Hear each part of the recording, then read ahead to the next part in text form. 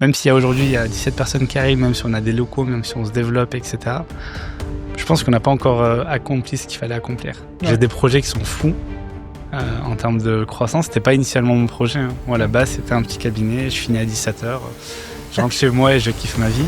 Okay. Et dès que j'ai commencé, je me suis fixé des objectifs pour rigoler. C'est genre 30 clients en 3 mois. Genre, c'est énorme. Hein. C'est l'équivalent de ce que tu fais en 12 mois pour quelqu'un qui se lance. Bon, on les a fait. On s'est refixé un truc en mode 70 clients maintenant, on l'a fait. Je pense que je le réaliserai le jour où je prendrai vraiment du recul. Nous, on est l'expert comptable du peuple, tu vois. Tu me verras pas en costume, c'est du moins très rare. C'est vrai. Basket, t-shirt. Alors, premièrement, l'ordre des experts comptables. Vous vous prenez pour des chevaliers ou des templiers? L'expert comptable est-il meilleur que le DAF? Oui. Est-ce que tu aimes le système fiscal français? Oui. J'y crois pas. Moi, je suis DAF, donc je suis meilleur que l'expert comptable. Bonjour à tous, on se retrouve déjà pour le 2e épisode du Ondège Podcast. Merci beaucoup de me suivre, de nous suivre dans cette aventure un peu folle qui a été le Ondège. Pour rappel, ceux qui n'auraient pas vu le premier épisode, Ondège, c'est un concept que j'ai lancé il y a quelques mois qui permet à n'importe qui de m'inviter à déjeuner pour que je puisse répondre à leurs questions, que je leur donne des avis business ou tout simplement échanger et apprendre à me connaître. Ce concept, il a beaucoup plu. Il a fait parler un petit peu sur LinkedIn et même ailleurs. Je me suis lancé aussi récemment sur TikTok. N'hésitez pas à aller me suivre à ce @ qui s'affiche. En tout cas, merci encore une fois. Aujourd'hui, on attaque le 2e épisode avec Mohamed Chila, qui est un expert comptable ici sur Lyon et qui va nous parler de sa profession d'expert comptable. Il faut savoir que la profession d'expert comptable, c'est une profession où commercialement, ça peut être difficile à gérer. On va échanger à ce propos. On aura aussi Alexis, mon associé qui est là et qui est DAF externalisé. On va donc avoir ce regard croisé du DAF face à l'expert comptable qui peuvent des fois avoir des prestats qui s'entremêlent. On va voir qu'en vérité, peut-être pas forcément. En tout cas, on va en parler ensemble. Merci encore de nous retrouver. On attaque tout de suite. Mohamed Chila, bonjour. Ryan. Merci d'être avec nous. Merci pour l'invitation. Merci beaucoup d'être là aujourd'hui. Écoute, tu connais le Ondège, tu l'as vu passer, tu sais comment ça fonctionne. Ce que je te propose, c'est que aujourd'hui, on va faire un Ondège un peu particulier, comme on l'a vu dans le premier épisode. On va d'abord te laisser te présenter. On va essayer aussi de bien comprendre la profession d'expert comptable. Donc, il y aura des petits jeux, des petites questions qui vont en découler, mais on va prendre notre temps et on tu va me fais essayer peur, de mais s'amuser. je suis partant. T'inquiète pas, ça va aller. Du coup, déjà, présente-toi, vas-y. Du coup, Mohamed Chila, expert comptable. Moi, je suis basé à Saint-Priest, dans la banlieue lyonnaise. J'ai 30 ans, je suis lancé depuis 18 mois. En 18 mois, on est passé de 0 à 15 personnes actuellement. On a 2 nouvelles recrues qui arrivent le mois prochain. On gère tout type de dossier, tout type d'activité pour le coup. Et on va accompagner les clients sur la partie comptable, fiscale, juridique, pas sociale. On sous-traite ça à un autre cabinet. Et voilà, on est là pour accompagner les dirigeants. Moi, la compta, c'est un point de départ. C'est pas une finalité. Et on essaie de ramener de la structuration, du professionnalisme et les accompagner pour les faire développer. Ok, très bien. Tu peux nous en dire plus sur comment ça a commencé? Du coup, t'es pas de Lyon à la base. Comment ça s'est passé, cette évolution, la construction de ton cabinet? Pourquoi ici à Lyon? Nous en dire plus. Moi, je suis originaire de Nador au Maroc. À l'âge de 6 ans, je suis arrivé en France. J'ai fait mes études à Avignon. Donc, tout le parcours scolaire jusqu'au DSCG. J'ai validé mon DSCG. J'ai été sollicité par un cabinet à Lyon, un grand groupe, pour gérer la partie start-up. Donc j'y étais pendant 2 ans. Ensuite, j'ai changé de cabinet. J'ai fait 2-3 cabinets comme ça, dont un grand groupe dans lequel j'étais directeur de cabinet. J'ai fini dans un tout petit cabinet parce qu'il fallait rédiger mon mémoire de DEC, qui était, c'est hyper lourd à faire. Une fois que ça a été validé, j'avais qu'une idée en tête, c'était entreprendre. Je suis expert comptable, entreprendre. Je lance mon cabinet. Donc mars 2024, je lance mon cabinet. J'ai pas de réseau à Lyon. Il faut savoir, ça fait 4-5 ans que j'habite à Lyon. j'ai pas de réseau. Enfin, je connais du monde, mais le réseau lyonnais, on le connaît tous, il est très fermé. Et pour le pénétrer, il faut connaître quelqu'un qui parle de soi et qui recommande, et ensuite, voilà. Du coup, moi, j'ai bossé longtemps avec Jawed Lamrini, El Capey, qui m'a fait rentrer dans le réseau. Et petit à petit, j'ai commencé à connaître pas mal de monde et à avoir des clients sur Lyon. La compétence, la chance ou le destin ou le souhait de Dieu ont fait que il y avait beaucoup de retours positifs sur ça. On s'est développé un peu partout en France. On a des clients partout en France pour le coup. Et on a un grand ancrage dans le Grand Est et à Paris. Ok. Et aujourd'hui, on est passé de 0 à quasiment 17 salariés en 18 mois. Et voilà un peu pour le parcours. Ça, c'est important, cette partie-là. Il faut savoir que, pour connaître plusieurs experts comptables et avoir un peu le regard en tant que client sur cette profession-là, ça, c'est quelque chose qui est assez exceptionnel. On va pas faire trop d'humilité non plus, mais c'est quand même assez exceptionnel. Ça veut dire que aujourd'hui, on connaît peu, voire pas, d'experts comptables qui, en 18 mois, a un cabinet qui fait vivre 18 personnes. Ça n'existe pas.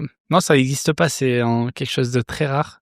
Quand j'aime pas trop en parler. Là, on est en confiance, on peut en parler, mais c'est des choses où j'aime pas trop. Enfin, j'aime bien me préserver sur pas mal de trucs, mais il y a une évolution et elle est visible. On est passé de pas avoir de bureau à 200 mètres carrés aujourd'hui. On est passé de c'est moi qui gérais tout de A à Z. Tu recevais des mails que de ma part. Aujourd'hui, il y a une équipe qui gère derrière, etc. Mais pour réitérer ce que j'ai dit juste avant, c'est le réseau change beaucoup de choses. Et je suis avec Alexis aujourd'hui, donc on va en parler quand même. Mais l'un des premiers réseaux de networking dans lequel je suis rentré, c'est MyNetwork pour le coup. Je crois que j'y étais pendant 1 an, si je dis pas de bêtises. Donc c'était un vrai point de départ aussi.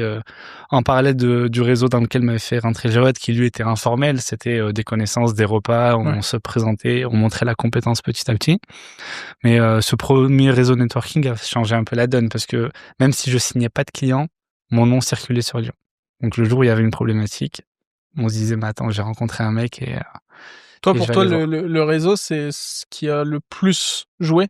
Au début, ouais. Ok. C'est rentrer dans un réseau et après, c'est du bouche à oreille. Nous, on fait pas, enfin, on commence la com là, à partir de maintenant.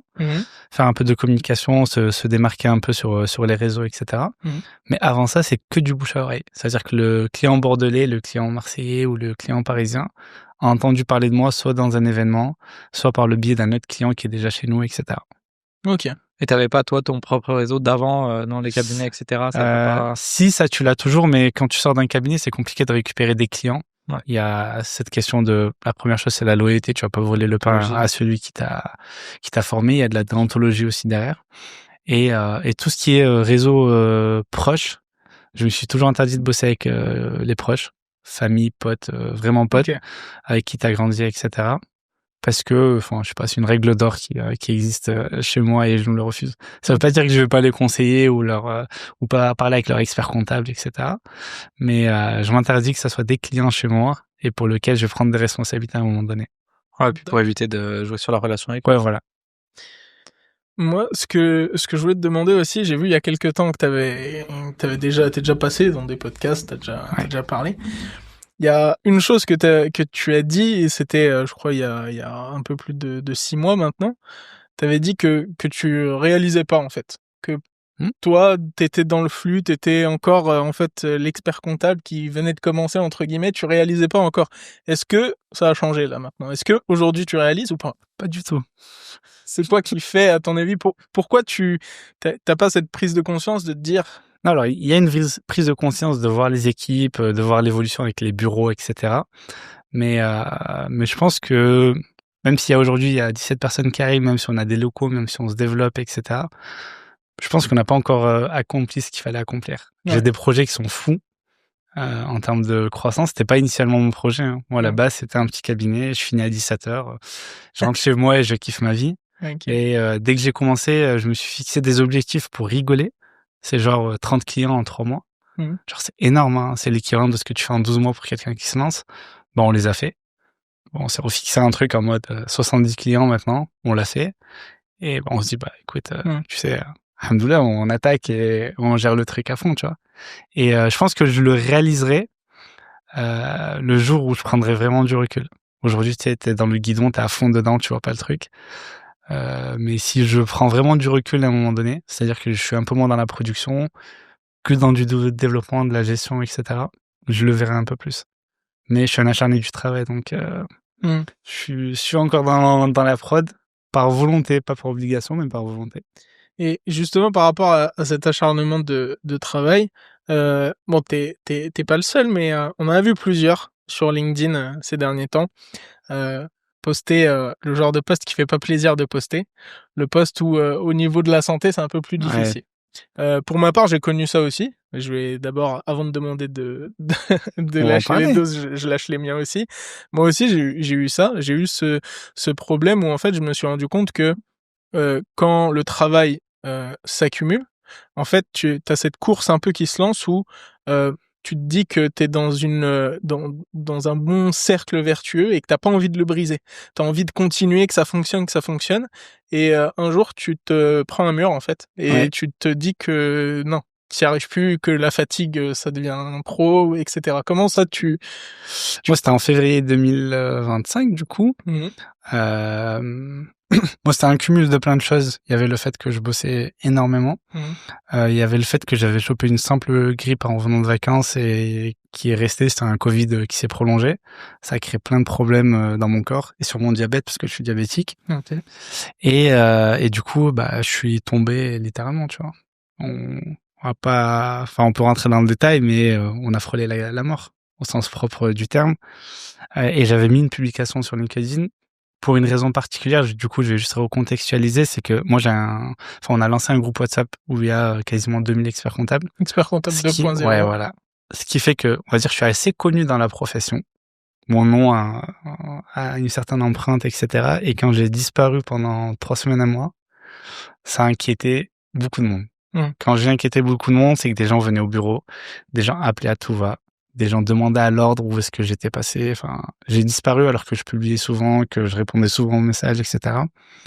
Et j'ai publié, je crois, une photo pour dire il m'arrivait une dinguerie, mais tranquille. On revient. Et je crois qu'elle a dû faire 2000 likes en une après-midi. Et je l'ai vite supprimé parce qu'en fait, ça me correspond pas d'afficher ma vie perso. Mais là, c'était nécessaire pour le contexte dans lequel j'étais à ce moment-là. C'est-à-dire de dire à tout le monde, il y a une raison pour laquelle je disparais, je reviens, mais au bout d'une demi-journée, je l'ai vite supprimé. Genre, ça me correspondait pas, quoi. Moi, je pense que en vérité, c'est important. Ça fait un peu de la pédagogie, en fait, auprès des autres, auprès soit de jeunes entrepreneurs qui se lancent ou quoi. Moi, je sais que du coup, pour avoir vécu aussi une période comme ça, en fait, tu te rends compte que moi, je pensais que l'entrepreneur, il avait une qualité, c'était la gestion du stress, et que s'il l'avait pas, il avait du mal à entreprendre. Je me rends compte qu'en fait, c'est pas très vrai. C'est juste où est-ce qu'elle se place, ta gestion du stress? T'as des gens qui vont stresser parce qu'ils vont avoir un pépin sur un dossier, et d'autres, il va falloir qu'ils en aient 50 des pépins pour qu'ils commencent à stresser. Moi, je suis à l'opposé. C'est que des trucs très graves, ça me stresse pas. Je suis à l'aise. Un petit truc nul, genre sans aucune conséquence, ça me fait cogiter. Mais parce que j'ai bossé dans des gros cabinets où il y a eu des moments dans la vie où il y a eu des épreuves un peu compliquées qui font que le truc hyper grave, tu sais le gérer, le stabiliser. Et les petits trucs de la vie courant, tu dis mais pourquoi ça arrive là, tu vois. Mais je suis d'accord avec toi, le chef d'entreprise, généralement, il est parfait. Il peut pas tomber malade, il doit tout gérer, il est incroyable, etc. Mais ça reste un humain, tu vois.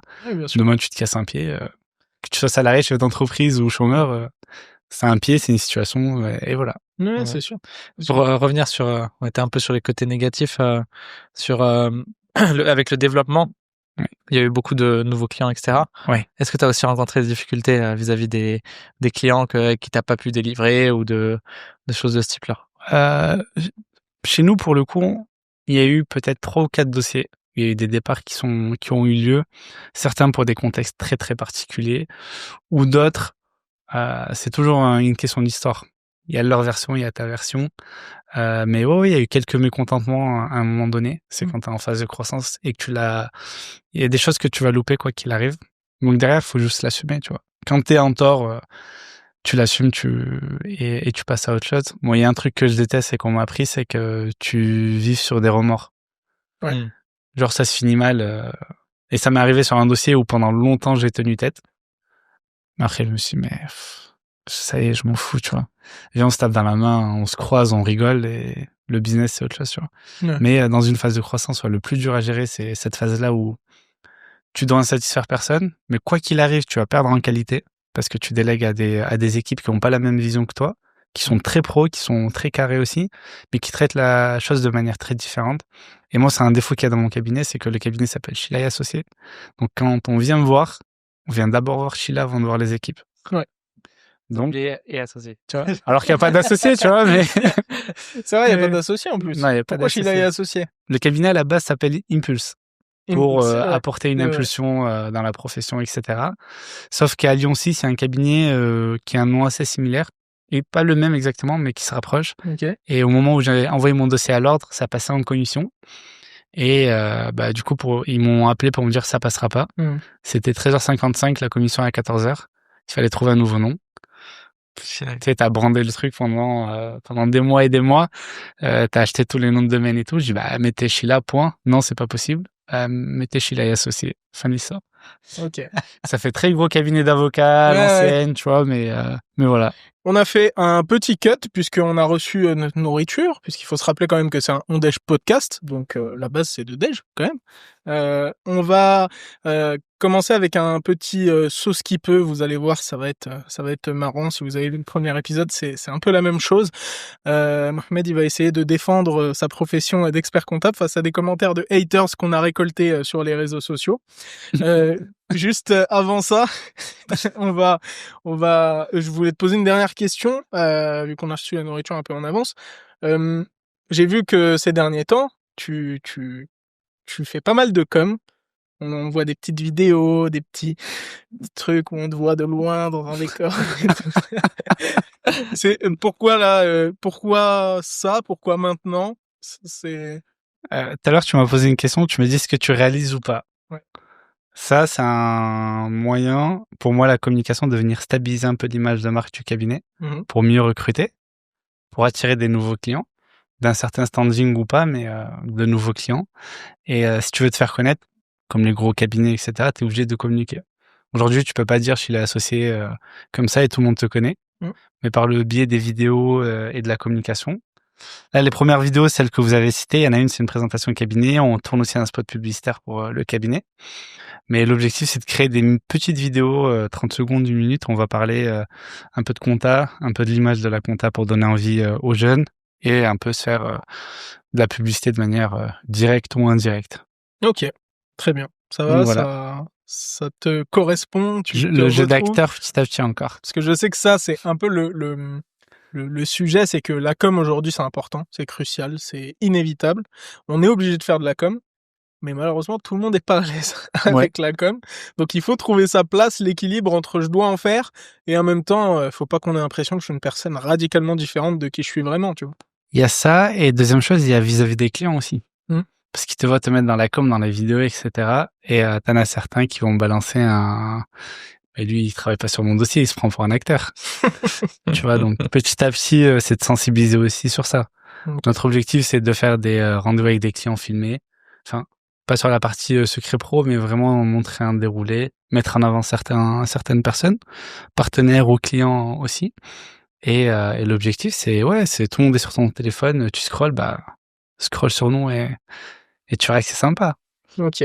Bon. Moi, je me décris, juste pour rebondir dessus, mais tu vois, t'as Benzema qui te dit le foot du peuple, ballon d'or du peuple. Nous, on est l'expert comptable du peuple, tu vois. Tu me verras pas en costume, c'est du moins très rare. C'est vrai. Basket, t-shirt. Je peux être avec une très très grosse boîte ou quoi. Même au congrès des experts comptables, je me suis dit, j'attends de voir, est-ce qu'il va nous sortir une petite cravate, une petite chemise? Non. Le t-shirt, basket, casquette. Non, franchement, je l'ai porté pendant très longtemps. Et l'image de la profession, c'est pas un costume. C'est bien, par moment. Ça fait très pro, tu vois, c'est très cadré, c'est bien. Mais moi, je suis à l'aise en t-shirt et en pantalon et en basket, tu vois, genre, on est tranquille. Oui, t'as raison, faut être soi-même, après tout. Donc, voilà. Bon, bah, très bien. Donc, du coup, vu que t'aimes bien la com, on va t'en balancer de la com. On va te voir pleurer, on va te voir suffoquer. Et ça, c'est de la bonne com pour un expert comptable. On va attaquer avec le sauce qui peut. Le principe est simple. On va te mettre face à des commentaires de haters qu'on a récoltés sur les réseaux sociaux. T'as face à toi 6 sauces qu'Alexis va nous présenter au fur et à mesure. On va prendre un M, on va le tremper dans cette fameuse sauce, on va de la moins piquante à la plus piquante, et à chaque bouchée, il va falloir répondre à un commentaire de haters. Ok, il n'y a pas que des haters, il y a des confrères aussi. Il y a des confrères, d'ailleurs, que j'apprécie. C'est bien parce que la première, c'est Alexis. Donc, non, du coup... C'était anonyme, je croyais que c'était anonyme. non, c'est pas anonyme, on va révéler tous les noms. J'ai moi-même commenté. Hein. C'est vrai en plus. On va attaquer, messieurs. La première sauce, tu nous la présentes? Donc la première sauce, comme à l'épisode 1, on a fait quelques nouveautés, vous verrez sur la suite. Mais première sauce du coup, sauce toujours à la myrtille. C'est la plus douce que tu auras aujourd'hui, donc profites-en. Okay. Et après, on va... C'est vrai qu'il faut noter que dans le dernier épisode avec Ryan, coucou Ryan, on était un peu déçus que c'était pas assez piquant. Ryan, on l'a pas vu assez en difficulté. Il a eu des petites gouttes de sueur, mais ça va. Nous, on veut voir des pleurs, on veut voir du content. Donc, je vous laisse tremper. Là, les gars. Je vous laisse tremper dans cette première sauce. J'attaque du coup? Ouais, vas-y. Je vous laisse vous faire plaisir, tremper bien. Ah, la première, elle est tranquille, franchement. Et croquer bien près du micro, ça fait un peu d'ASMR. Alors, premièrement, l'ordre des experts comptables. Vous vous prenez pour des chevaliers ou des templiers? Pourquoi l'ordre des experts comptables? Ça, c'est Alexis. La profession, c'est une profession réglementée par une ordonnance de 45, du coup, qui pose un monopole sur certaines tâches. La production, donc la saisie, la révision des comptes, etc. C'est l'article 2 de l'ordonnance qui permet de garder ce monopole et régir la profession. Ça permet aussi c'est comme chez les médecins et toute autre profession un peu libérale, de garantir un socle de sécurité, que ce soit pour le diplôme, pour l'exercice du métier, etc. Aujourd'hui, tu peux pas créer un cabinet d'expertise comptable si t'as pas ce qu'on appelle le diplôme d'expertise comptable, qui est un bac+8. T'es pas docteur parce que t'es reconnu comme expert, mais et du coup ça permet de régir plein de choses. T'as la déontologie dedans, c'est-à-dire tes règles de fonctionnement entre confrères, avec tes clients, si t'as une galère, sur ta communication, sur ton côté commercial également, tu vois. Ça permet de régir plein de choses. Ça pose un cadre apprécié par certains, pas apprécié par d'autres, mais je pense qu'avoir un cadre c'est hyper important. Mais c'est qui l'ordre des experts comptables et concrètement quel pouvoir ils ont au sein de la communauté des experts comptables? T'en as qui sont au niveau régional et t'as le conseil national aussi. Okay. Le conseil national, t'as un président et ensuite t'as un secrétaire et compagnie. À Lyon, le président régional c'est Damien Cartel, que j'apprécie énormément d'ailleurs. Et eux, ils ont un rôle en fait, c'est améliorer l'image de la profession, la réglementer aussi. Demain, je dis n'importe quoi, un expert comptable est en embrouille avec un client, le client a le droit de déposer un dossier à l'ordre. Okay. Et il y a une médiation qui peut être mise en place, par exemple. T'as un dossier très sensible, par exemple, tu peux consulter le conseil de l'ordre. Ils ont un conseil juridique à l'intérieur pour savoir qu'est-ce que tu dois faire sur le dossier. Donc avoir tes fonctionnements. Parce que même si on est bon sur beaucoup de choses, il y a des choses, t'as un gars qui fait du blanchiment, tu le découvres, tu peux pas simplement dégager le dossier comme ça. Okay. Tu dois faire du track fin, tu dois t'assurer de bien le faire de manière anonyme, savoir comment tu peux le dégager sans que ça te porte atteinte à toi en personne, tu vois. Donc il y a plein de choses qui existent et qui sont là-dessus. Et l'ordre, ça permet aussi de venir former. On a la facture électronique qui arrive, il y a plein de sujets techniques qui se mettent à jour chaque année avec la loi de finances et tout. Il y a aussi des formations qui sont là-bas. Ok. Donc c'est tout un cadre sur tout le process de l'expert comptable au sens large du terme, parce que ça peut aider même les collaborateurs. Donc il n'y a pas de chevalier, il n'y a pas de... tu vois, c'est hyper moderne. Est-ce que par contre ça pose pas après des problématiques des fois d'ego? Pour ceux qui sont à l'ordre? Ouais. Non, je pense pas. Je pense pas parce que c'est renouvelé, je crois que c'est tous les 2 ans ou 4 ans, je m'en souviens plus exactement. Je veux dire, pardon, je reprécise, pardon. Pour les experts comptables, du coup, qui sont inscrits à l'ordre, tu vois, est-ce que ça leur donne pas, tu vois, genre un sentiment Je pense que c'est propre à chaque humain. Mais pour moi, non. Ça te donne une légitimité. Je pense qu'un médecin est content qu'on l'appelle docteur, qu'un avocat est content qu'on l'appelle maître. L'expert comptable, ça lui donne juste la légitimité de pouvoir dire je suis expert comptable et je dépends d'un ordre, tu vois. Mais c'est stylé, hein. Le jour où j'ai été diplômé, je crois que c'était le 13 janvier. Avec l'épée ou pas? Non. Non, mais du coup, t'as un parcours particulier, hein. C'est quand t'es diplômé, t'es chef de mission, responsable entre guillemets. Le lendemain, t'es diplômé. Déjà, même vis-à-vis des clients, tu dis je suis expert comptable. Enfin, c'est une autre vision qu'ils ont de toi. T'as l'impression que t'es une nouvelle personne. Tu prêtes serment également. Donc t'arrives, tu jures d'exercer la profession tout en respectant la loi, etc. Donc c'est vraiment un cercle particulier. Mais en vrai, moi je kiffais dans ce cercle-là, tu vois. On le sent. Eh ben écoute, je te laisse nous présenter la deuxième sauce, Alexis. La deuxième sauce, c'est une sauce antillaise, donc avec un peu de gingembre et du piment, bien sûr. Parce qu'elle piquait un peu la première. C'est vrai, bon courage. Okay. Fais-toi plaisir. Arrête. Petit à petit. Mais fais-toi plaisir. On est bon là. Alors, on a un commentaire qui dit « Les experts comptables prennent des honoraires pour rien ». Ça te dit quelque chose, ce commentaire? C'est toi qui l'as écrit. Pourquoi tu as écrit ça? Est-ce que ça, c'est quelque chose que tu entends souvent de « Ouais, vous prenez des honoraires, vous faites rien ». Nous, on fait un travail qui ne se voit pas.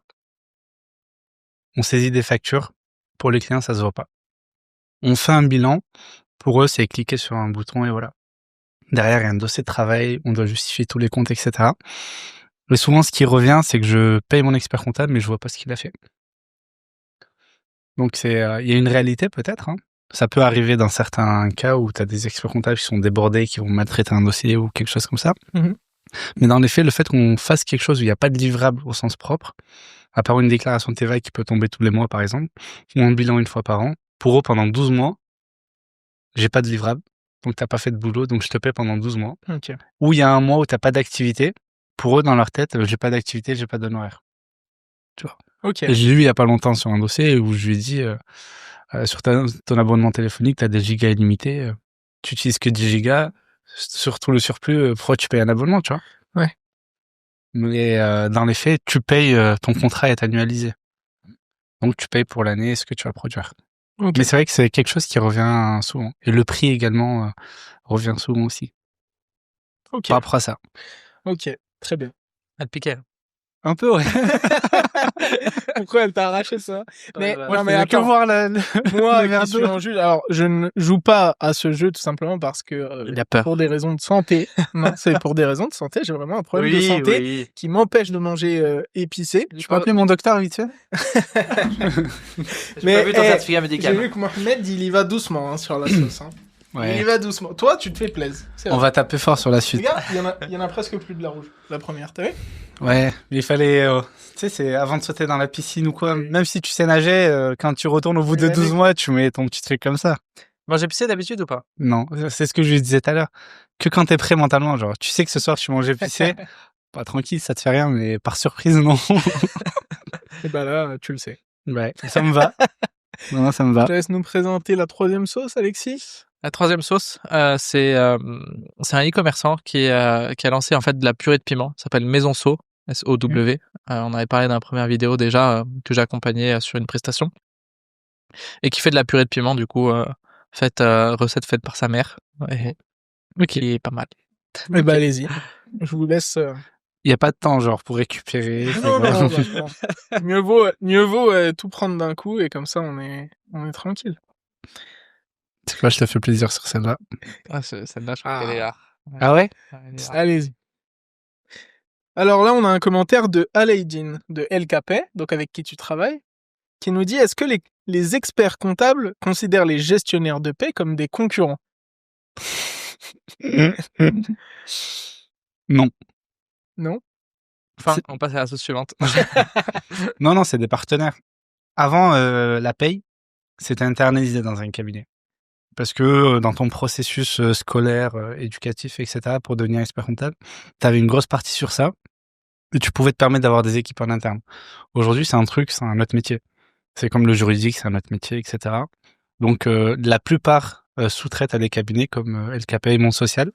Pour le coup, moi, je suis avec mon social directement parce que c'est leur branche dédiée aux experts comptables. Ok. Mais c'est pas du tout des concurrents, c'est des partenaires et ça ramène une vraie stabilité, sécurité.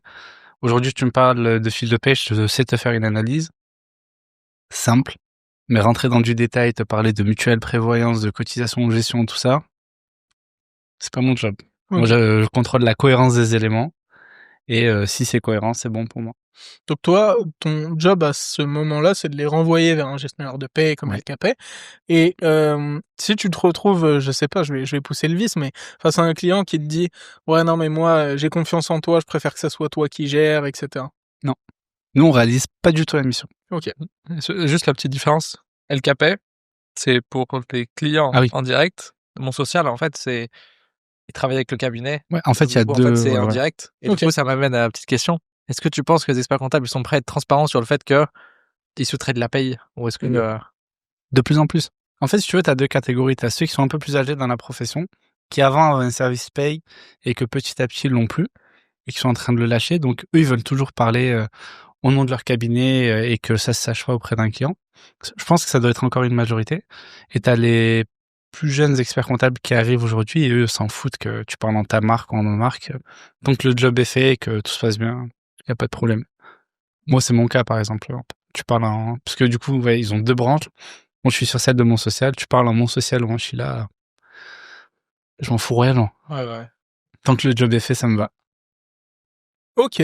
Merci. Je te laisse nous présenter la quatrième sauce. Je prends ma petite note, qui est une sauce sriracha, du coup, une sauce asiatique, pimentée. Et donc, du coup, à base de chili, de maïs.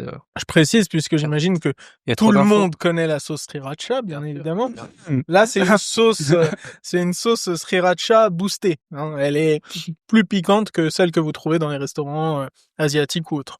Donc allez-y, je vous laisse tremper. En plus, ce qui est bien, c'est qu'elle est bien liquide, celle-là, donc tu peux bien... C'est obligatoire. Hein. Bien tremper, là. Ouais, c'est... Fais-toi plaisir. Oh là là. Oh, que c'est beau, ça. Elle est pas si liquide que ça, parce que sinon elle coulerait plus, tu vois. On pourrait en enlever un peu, mais... Alors, une question de Jérôme Fauchet, si je dis pas de bêtises, qui nous dit que l'IA va chambouler la profession d'expert comptable. Je la reformulerai même avec l'IA va remplacer l'expert comptable. Oh là là. Ça me convient plus. C'est vrai? Parce que chambouler, oui. Ok. La réponse, elle est claire. Et pour moi, dans le bon sens. Remplacer, non. Tu remplaces jamais l'humain. Tu peux automatiser toutes les tâches qu'un humain peut faire. À un moment donné, on est dans les métiers où quand tu signes avec quelqu'un, tu signes pour avoir un humain en face. Je vais te donner un exemple très simple. Tous les cabinets en ligne, hyper attractifs en termes de prix, qui ont déjà de l'IA intégrée ou de l'automatisation intégrée. Ça bloque à un moment donné parce qu'il n'y a pas d'accompagnement humain, etc. Donc l'IA, ça va permettre aujourd'hui aux experts comptables de faciliter plein de tâches, la saisie, la déclaration de TVA, la préparation du bilan. Mais un bilan qui sort, il doit obligatoirement être supervisé par un expert comptable. Donc ça, tu pourras pas le remplacer. Mais est-ce que justement, du coup, le fait de faciliter ça, ça peut pas un peu casser la profession dans le sens où aujourd'hui, un cabinet qui va gérer, je sais pas, je te dis 1000 clients, demain, avec l'IA qui facilite beaucoup de tâches, un cabinet va pouvoir en gérer peut-être 5000 et que du coup, tu auras beaucoup moins ce besoin d'experts comptables, un besoin en tout cas de moins d'experts comptables par entreprise. Il y a un truc qu'on n'a pas dit, c'est que l'expert comptable n'est pas obligatoire, premièrement. C'est recommandé parce qu'il y a la compétence. Et on n'est que 22 000 experts comptables en France. Ok. Donc c'est pas énorme. Et ça se renouvelle, c'est assez stable. C'est un chiffre qui est stable? Plus ou moins, ouais, t'as autant de nouveaux inscrits que de départ à la retraite, donc ça se stabilise pas mal. Deuxième chose, c'est pas plutôt l'expert comptable qui va changer, mais les collaborateurs. Leur poste actuel, il sera plus possible dans 2, 3, 4 ans. Ça veut pas dire que leurs fonctions vont disparaître. Ça veut simplement dire que le cabinet qui vend aujourd'hui des collaborateurs pour faire des mises à jour comptables, il doit changer sa stratégie pour avoir des consultants. Aller faire du DAF, aller faire de l'aspect un peu plus financier sur de l'analyse vraiment précise sur certains produits, certains trucs, vendre de nouvelles prestations, ou simplement être là pour accompagner le client dans tout ce qu'il peut faire. Est-ce qu'en pratique aujourd'hui ça se fait ou c'est compliqué? Ça se fait, mais c'est très léger. Tu vois, c'est compliqué d'aller proposer tout un tas de missions, sachant que tu gères déjà la production, la TVA, etc. Tu peux en faire. C'est la production qui te gêne ou c'est le commercial, tu penses? Quand tu me dis le commercial, t'entends quoi? C'est-à-dire réussir à... Ah, il y a les deux. À closer les deux. En fait, ça dépend à qui tu parles. Quelqu'un qui vient de créer sa boîte, c'est très compliqué d'aller lui vendre tout un tas de missions, tableau de bord, suivi, analysé, etc. Quelqu'un qui a déjà une activité, parce qu'il voit pas la valeur. Et parce qu'il pense directement en fond, on m'a toujours dit un expert comptable, faut pas le payer cher, donc je minimise le coût. Mais par contre, une société qui a déjà une vraie activité qui continue, en fait, ce besoin-là de visibilité. Habituellement, tu lui rends les comptes, c'est 5 mois trop tard, t'as rien à analyser. Demain, si t'arrives à lui apporter quelque chose à l'heure ou un peu en avance, tu changes la donne. Mais pour ça, faut plus avoir de collaborateurs dans certaines années, mais avoir des consultants. Comme toutes les boîtes de conseil qu'on connaît, etc., tu vois. C'est vraiment, tu vends un consultant à une entreprise sur des heures, sur des forfaits, qui va venir travailler sur ses process, sa stratégie. Et au final, ta compta, c'est juste une base. Mais ça va arriver très vite. Hein. Facture électronique, fin 2026, début 2027, ça va déjà être un moyen. Deuxième sujet, sur l'IA, nous, on bosse déjà dessus, tu vois. Par exemple, Penny Lane, ils ont déjà intégré l'IA. Et nous, on s'est dit, Penny Lane, ils l'ont fait. Ok, c'est petit, tu vois. On s'est dit, on va créer des agents IA. Les agents IA, ils font le job d'un collaborateur sur certaines tâches chronophages. Ça peut être gérer des mails, ça peut être générer des tableaux de bord et créer une analyse directe. Ça peut être échanger avec le client directement sur des trucs basiques, simples. Et l'objectif, c'est que cet agent IA, il vienne faire le travail des collaborateurs pour que les collaborateurs gagnent du temps et aillent faire d'autres missions ou trouvent des solutions de mission sur des dossiers. Aujourd'hui, je vais dire n'importe quoi, un dossier lambda, j'ai tellement pas de recul dessus pour dire lui, je peux lui vendre un tableau de bord. Lui, je peux peut-être le pousser à faire une levée de fonds parce qu'il a une possibilité de faire croître son marché et son activité, que je le fais pas. Du coup, nous, on développe, c'est pas le bon terme, mais moi au cabinet, je dis qu'on développe des chétanes. Tu vois parce que c'est une tuerie ce qu'ils font, tu vois. Ouais. Au sens propre du terme. C'est tellement bien automatisé, ça gère tellement bien le truc. Ça peut être ton assistant de direction, tu lui demandes de faire plein de tâches, gérer tes trucs, ça le fait.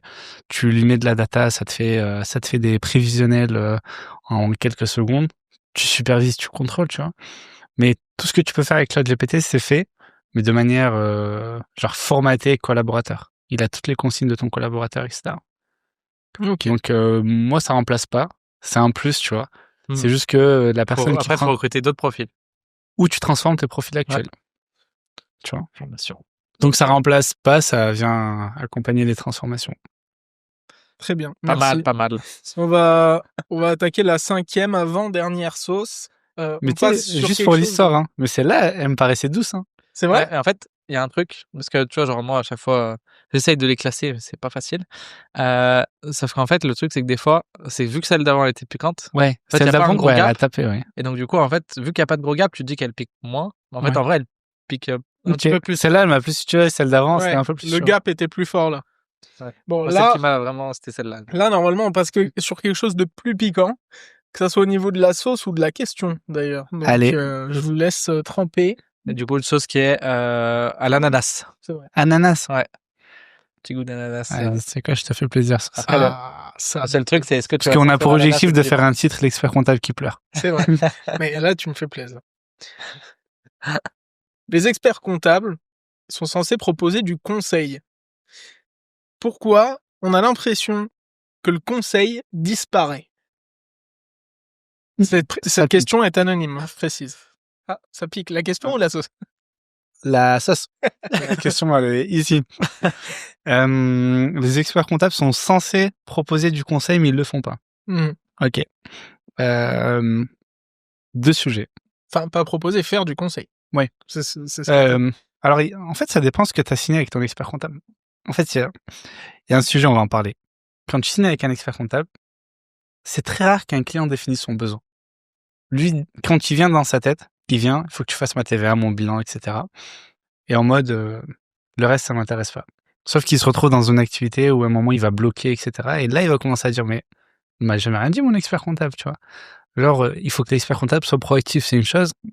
Il faut que le client définisse son besoin en amont. Tu définis ton besoin, tu as une prestation différente que de produire des comptes. Tu payes plus cher pour avoir du conseil. Nous, on a pris une stratégie à part, c'est de dire le conseil, on l'intègre dans nos honoraires, ce qui fait que c'est un tout petit peu plus cher, mais au moins, t'as pas de facture supplémentaire sur ça. Il est censé en faire et doit en faire, oui, puisqu'on a un devoir de conseil. Donc, normalement, on doit le faire. C'est pas fait parce que c'est l'engrenage de on produit, on prend du dossier, on grossit et on arrête d'avoir un suivi très rigoureux sur ça.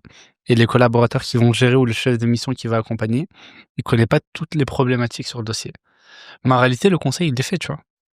Pas tout le temps, pas de manière proactive, mais je pense que la majorité des experts comptables le font et qu'on retient ceux qui le font pas. Et c'est ce qui fait le plus parler sur les réseaux. Toi, je sais que tu fais quelque chose, c'est que systématiquement, tu augmentes tes honoraires, tu rajoutes 100 € pour du conseil. Ça dépend 100 € ou pas, mais nous, je sais qu'on est un peu plus cher sur les honoraires, Ok. mais parce qu'on a le conseil dedans et qu'on va toujours travailler sur la stratégie. De manière récurrente sur un dossier, on va essayer de trouver des alternatives ou pas sur comment optimiser certaines choses, comment l'accompagner sur certaines choses, et ça plaît aux clients. Moi, je sais que dans un rendez-vous, je donne énormément de valeur. C'est bien ou pas, je sais pas. Des fois, je sais que c'est pas bien parce que quand le client ou le prospect revient jamais, tu te dis il a pris trop de valeur et il va le donner à quelqu'un d'autre qui va faire. Mais moi, je pars du principe que c'est même pas un devoir de conseil qu'on a, c'est une obligation. Le client, il s'en fout de sa compta, il connaît son chiffre d'affaires. Il connaît peut-être pas sa marge. C'est bien de l'aiguiller sur certaines choses, etc. Mais ce qu'il a besoin de savoir, c'est si par rapport à ses concurrents ou à sa zone de chalandise, c'est bien. Est-ce que sa marge, elle est cohérente par rapport à l'activité? Est-ce que sa masse salariale est bien? Est-ce que sa rémunération actuelle, elle est cohérente par rapport à son activité, etc. Le conseil, ça veut pas dire ne pas lui faire d'impôts et lui faire des montages de fond. Hein. Il fait 80% de marge alors il fait 70, il doit en faire 80. Ben, parle avec lui pour avoir le retour terrain pour comprendre. Et des fois, c'est juste en échangeant, genre, ça se passe comment sur le terrain ou en allant sur place que tu vas voir le pourquoi il a moins de 10%. Donc, ça doit être fait. Après, faut juste bien définir le besoin avec son expert comptable. La communication, hyper important. Très bien, merci. Eh ben, on va passer à la dernière sauce, Alexis. Elle a fait mal ou pas? Ouais. Ouais, elle a tapé celle-là. C'est vrai? Mais celle-là, elle a chauffé. Ouais. Tu vois? Mais elle met du temps. Hein. C'est ça. Sauf qu'en fait, genre, petit à petit, ça te chauffe à ok, l'intérieur. je vois. Et la dernière, du coup, qui est une sauce plutôt à la mangue. Ok. Elle donne pas envie, mais. Ouais. C'est ça, un peu. Mais bon. C'est la vie, hein. Je vais pas finir ça, je vais finir après. Allez. La dernière question, je te préviens, elle a été beaucoup posée, celle-là. Ah oui? Mais que par des incognitos, bizarrement. On signe avec notre expert comptable. On le voit, il nous close, il nous donne de la valeur. Une fois qu'on a signé, on ne parle plus qu'à des collaborateurs. On ne le voit plus, l'expert comptable. On a l'alternant, le stagiaire, on n'a plus l'expert comptable. Ralentis. Oh, Celle-là, elle est hard. de la transfikito. Je suis pas à la salle, hein. Celle-là, on l'a rajoutée sur cette session. Elle vaut le coup, je pense. Ça? Ouais, celle-là, elle tape. Tu te rappelles de la question au moins ou pas? On signe avec l'expert comptable et il donne plus de nouvelles. Non, c'est pas il donne plus de nouvelles. Dès qu'on a signé avec lui, bizarrement, on ne l'a plus jamais. C'est toujours un collaborateur. Un stagiaire, voilà. j'ai entendu. Un stagiaire, on a entendu, c'est vrai. Des stagiaires, alternants. Ça te choque? Apparemment, ouais. Ok. Pour moi, c'est... Alors, pareil, il y a deux problématiques. Pour moi, ça me choque pas, c'est qu'il y a une équipe derrière pour produire, etc. Mais il faut garder le relationnel expert comptable client, c'est hyper important parce que c'est une relation de confiance. Mais produire pour produire, ça, il y a des collaborateurs qui sont là, qui sont en phase d'apprentissage et qui vont bosser sur ça. Il y a ce qu'on appelle des chefs de mission responsables de dossier qui vont intervenir sur du dossier ou du conseil courant. Il est fou ce mec. Non, pardon, excusez-moi. Moi, je suis DAF, donc je suis meilleur que l'expert comptable. Mais ouais, l'expert comptable ne doit pas disparaître. Après aussi, il faut aussi comprendre une chose, c'est que si tu inverses les situations, tu prends le chef d'entreprise qui a plein de clients, je pense pas qu'ils soient en relation avec tous ses clients. Mais par contre, ses salariés, eux, sont en relation, etc. Là où il y a une petite dérive, c'est que c'est vrai que plus tu prends de dossiers, plus c'est compliqué d'être en relation avec tous tes clients. Donc c'est une question de gestion. Chez nous, par exemple, moi j'essaie d'être disponible pour les clients, c'est-à-dire que je touche le moins possible de production pour pouvoir soit continuer à faire de la croissance, soit continuer à accueillir les clients. Bah là, avant d'arriver, un client qui m'appelle, il me dit je passe à 15h. Bah ouais, passe. J'ai de la dispo. Mais c'est une question de à la fois l'expert comptable qui doit s'organiser et à la fois le client qui doit comprendre que le fait qu'il a un collaborateur, un responsable de dossier sur son activité, c'est aussi un bon moyen de, en gros, l'expert comptable s'est professionnalisé, il m'accompagne. Et s'il a mis quelqu'un, c'est qu'il est censé être compétent sur mon dossier. Il n'aura pas le même, c'est ce qu'on disait tout à l'heure, la perte de qualité. Il n'aura pas le même résultat parce que le collaborateur, il exécute, le chef de mission, il contrôle et il va un peu conseiller. Alors que si tu me vois moi directement, ça va être que du conseil. Donc c'est une question de point de vue. Très bien. Écoutez, merci messieurs, bravo. J'ai l'impression qu'Alexis a mal fini. Finalement, je reviens sur la douce. On fait pleurer un DAF, finalement. C'est ça, en fait. Exactement. Donc, l'expert comptable a gagné contre le DAF. C'est ça. Voilà. Et là, on va passer justement au deuxième combat expert comptable DAF. On va passer une serviette, s'il te plaît. Oui. Moi, j'ai trop hâte de ce combat. On va passer au plat de résistance. Donc, on va commencer sur un format ondège plus classique. Qui se mouche tout, la totale. Ouais. On va passer sur un ondège plus classique. Et du coup, je vous laisse avec la suite. Et du coup, on reprend. Comme je l'ai dit avec le plat de résistance, on s'est installé. Est-ce que déjà, tu peux nous parler du repas, parce que c'est l'invité qui choisit le repas, hein, toujours. Donc, est-ce que tu peux nous parler du repas que tu as choisi? Je crois que c'est un client à toi. C'est un client que j'accompagne, c'est chez Kentai, qui va allier la partie thaï, la partie un peu street food, burgers, smash, etc. Je suis des personnes que j'apprécie énormément. Je trouve que c'est très bon. Et ça permet de un peu permettre à tout le monde de manger, dans le sens où t'aimes thaï, j'aime la street food, c'est un coin commun, tu vois. Il n'y a aucun qui sera frustré en y allant, donc voilà. Ok, chaque hentai, et c'est à Lyon 8. Route de Vienne, à Lyon 8. Voilà. Écoutez, on va attaquer ce ondège, du coup. Moi, il y a un premier sujet, du coup, en tant que directeur commercial. Forcément, il y a un sujet que j'aimerais aborder. Avec Alexis, on s'est associé il y a un peu plus d'1 an. Lui, il est DAF externalisé. Et quand on a démarré... Que je n'aime pas ce métier. Oui, le DAF, c'est horrible. Moi non plus. Ah mince. Mais quand on a commencé, il y avait 2 objectifs. Le premier, donc, qui est plutôt bien rempli aujourd'hui, c'est que moi, de mon côté, j'accompagne des entreprises aujourd'hui dans leur développement commercial, recrutement, formation, accompagnement de commerciaux, enfin tout plein de choses, et aussi toute la partie stratégie commerciale. Et le but, c'était déjà de l'appliquer au sein de notre propre structure pour Alexis. La question, quand je suis arrivé et qu'on s'est associé, c'était comment vendre du DAF. Les gens, ils ont du mal à comprendre concrètement ce que fait le DAF. Soit ils ont atteint un palier où ils en ont vraiment besoin et ils l'internalisent, soit ils sont à un palier plus bas et ils sont persuadés de pas en avoir besoin. Mais aussi et surtout, et c'est là l'intérêt que tu sois là, moi, la première objection que j'ai le plus rencontrée quand j'allais prospecter des marchés pour du DAF, c'était « Oh non, mais mon expert comptable, c'est bon, hein, il me conseille. » Je disais « Non, mais en fait, on vous aide à gérer votre trésorerie, optimiser votre marge, optimiser vos coûts. » Ouais, non, mais ça, c'est bon, mon expert comptable, il le fait.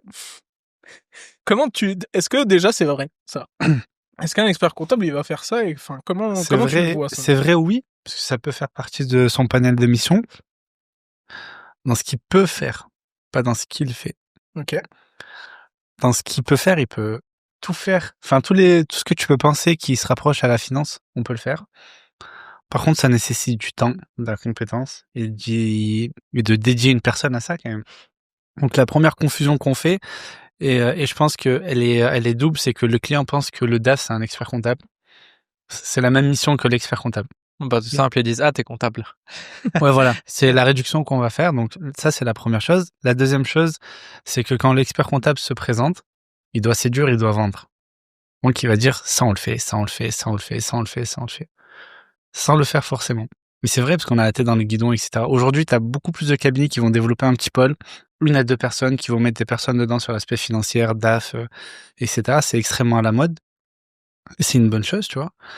Mais par contre, c'est d'un point de vue client, est-ce que c'est le côté market cabinet ou le côté market DAF qui fait qu'il y a cette confusion entre les deux? Est-ce que c'est la guerre qu'il y a sur LinkedIn entre les deux métiers qui fait qu'on veut toujours les opposer? Mais je te prends un autre exemple. Nous, on est cabinet d'expertise comptable. On peut faire du juridique sous condition d'avoir la mission comptable. À défaut, on peut pas. Bah, ça crée des confusions aussi avec des avocats. Et ça peut frustrer aussi les avocats, chose que je peux comprendre, tu vois. Ils ont fait des études dans ce domaine-là, etc. C'est pour ça que chez nous, c'est sous condition. Bah, le DAF, j'ai l'impression que c'est une question de market. Un cabinet, tu dis, tu fais quoi? Il te dit, je fais fiscal et juridique. Bah, tu penses plus à l'avocat, ça y est, tu t'en fous limite de l'avocat. Parce que c'est une question de market. Si tu dis on peut faire certaines tâches que si on a ta compta, et dans certains cas, tu vois, on se fait accompagner par un avocat, mais là, dans le cadre du DAF, je pense que c'est une question de market et de point de vue. Et il y a quelque chose qui nous traîne dans les pieds depuis longtemps, c'est la guerre des réseaux LinkedIn. Le DAF qui a repris un dossier et qui voit qu'il y a des dingueries sur le dossier d'un expertise comptable, qui va clasher l'expert comptable, et l'expert comptable qui va soit clasher, soit se défendre, etc. Mais c'est vrai qu'il y a quelques mois, je prends un exemple, tu avais beaucoup de DAF qui clashaient sur LinkedIn. C'était une mode, hein. Très facile de venir clasher, etc. Alexis, t'en faisais partie? Non, j'ai pas de souvenir de ça. En fait, pour moi, c'est pas en disant que l'autre fait mal que toi tu dis, enfin que tu montres que tu fais bien, tu vois. Ouais. Non, mais il y a une élever un peu fille, le grade. il y a une fille, j'ai oublié son nom, qui l'a fait sur LinkedIn et qui s'en était pris plein la gueule. Elle l'accompagne dans le BTP. Dans ce qu'elle fait, j'ai déjà eu des retours. Elle le fait très très bien dans la spécialisation BTP.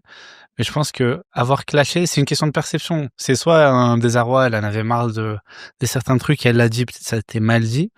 Mais t'as certains experts comptables aussi qui vont aller défendre leur profession. Parler d'ego tout à l'heure. C'est une question d'ego.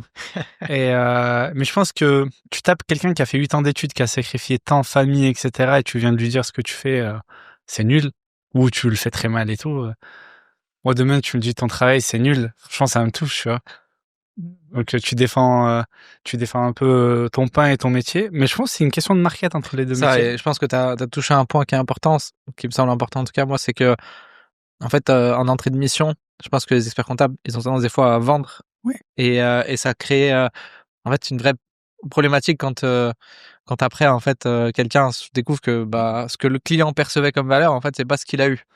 Et je pense que c'est important, en tout cas, que les experts comptables puissent être francs sur qu'est-ce qu'ils vont faire et que ce soit clair. Comme ça, au moins, en fait, c'est clair. Et tu vois, Oui. parce que très souvent, en fait, le client, en fait, il a l'impression d'être accompagné. Et quand tu lui poses quelques questions, tu te rends compte qu'en fait, il n'y a pas de suivi. Tu vois, il n'y a pas de suivi de trésor, il n'y a pas de suivi de renta. Et l'idée, c'est pas de dire l'expert comptable doit à tout prix le faire. C'est de dire, bah, en fait, s'il a pas eu le temps de le faire, juste, tu vois, que ce soit clair dans la tête du client. Et c'est vrai que c'est peut-être pas vendeur de dire, on va faire les déclarations fiscales, sociales, bilan.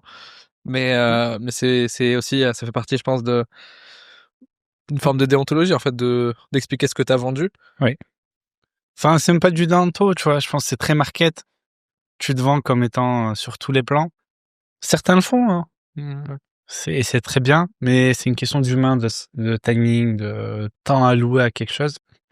Et je pense que moi, ça, pas tout de suite, parce que on est encore dans une phase où le DAF, c'est encore en croissance. Mais à un moment donné, le DAF, ça sera comme le gestionnaire de paie, comme le juriste.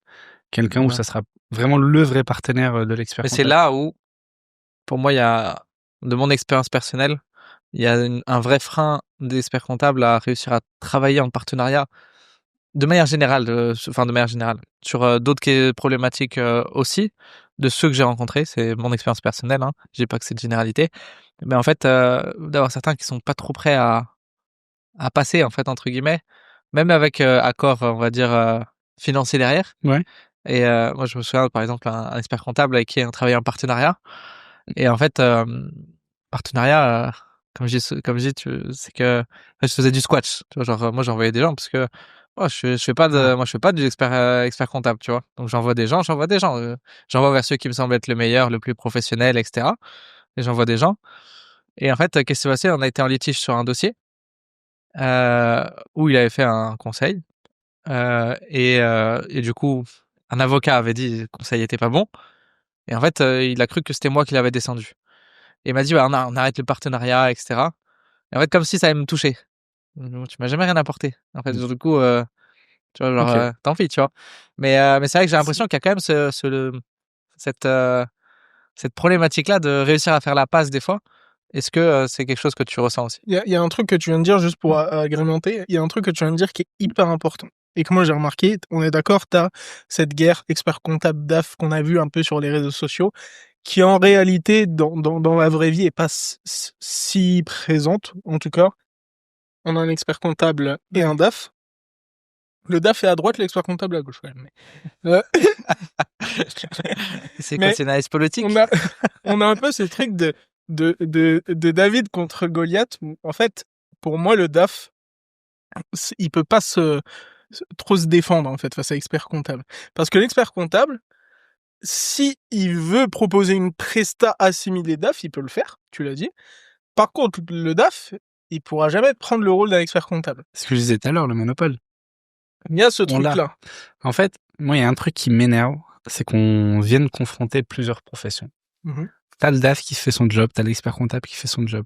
Et tu vois, la guerre des réseaux, ça m'énerve, mais vraiment, parce qu'en fait, c'est dans l'avantage de personne. Soit ça est juste un métier en mode j'ai plus confiance en l'expert comptable, j'ai plus confiance en le DAF, et voilà. Introduire le DAF, tout à l'heure tu parlais du partenariat, etc. Mais en réalité, ça fonctionne très bien avec les avocats, ça fonctionne très bien avec les gestionnaires de paie, etc. C'est juste une perception, je pense, du point de vue client et du coût que ça peut être, qui peut être apporté. Mais par contre, faire le partenariat, je pense que c'est un point d'entrée incroyable pour le DAF. L'expert comptable, il est au milieu de tout. Là où toi, tu vas devoir aller chercher un client un par un, l'expert comptable, il peut te mettre à disposition plein de trucs. Et là, on retombe sur toi, Ryan, mais c'est plus du côté commercial. C'est le client, quand il arrive, c'est très compliqué, même s'il a le besoin, tu vois, c'est très compliqué d'aller lui dire, prends une mission de DAF, analyse ce truc-là. Parce que pour lui, il paye un expert comptable dans sa tête. Donc, c'est une question de mentalité, à mon sens. Hein. Mais après, je pense qu'il y a des stratégies commerciales pour chambouler tout ça. Mais dans sa tête, l'expert comptable, il fait ça. Pourquoi? Parce que quand je vais te présenter ton bilan ou des analyses chiffrées, si je te dis que tu as fait 10 000 euros de résultats, dans sa tête, c'est de la rentabilité. Dans sa tête, c'est, en fait, tous les non financiers que le DAF lui a parlé un jour comme ça, pour lui, ça correspond à son résultat, à son compte en banque, etc. Donc, il y a une grosse part d'éducation à mettre, financière. Et je pense aussi d'aspect commercial. Ouais. Montrer la plus-value sur la mission. Et ça, c'est très compliqué d'un point de vue expert comptable de lui dire je vais te montrer une plus-value sur l'aspect financier, mais je le fais pas, c'est quelqu'un d'autre qui va le faire et accepte de payer le prix. Ouais. Mais en fait, après, il y a une problématique pour avoir échangé avec pas mal de DAF, en fait, c'est que on va dire que les clients ne se rendent pas compte à quel moment ils ont besoin d'un DAF. Et du coup, en fait, très souvent, tu arrives tôt et le marché français, il est vraiment pas mature sur la question financière. Pour avoir échangé avec d'autres DAF, hein, c'est que à partir du de 5 millions de chiffre d'affaires que ils commencent à comprendre un peu plus l'intérêt, et cetera.